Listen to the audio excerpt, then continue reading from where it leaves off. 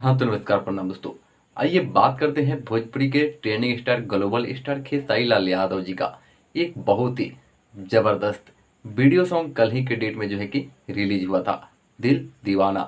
जिस गाने को लेकर भोजपुरी इंडस्ट्री में जो है कि काफ़ी ज़्यादा चर्चाएं हो रही है और इस गाने को लेकर जो है कि भोजपुरी इंडस्ट्री में बवाल भी हो चुकी है।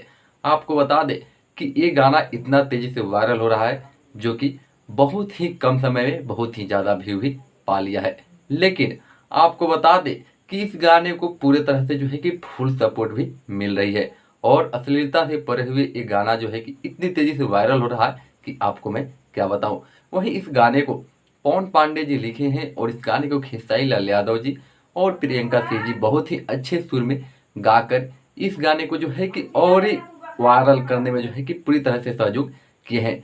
दोस्तों ये गाना को जो है हमार भोजपुरी यूट्यूब चैनल पर जो है कि रिलीज किया गया था, जो कि टी सीरीज के ही एक छोटा सा कंपनी है।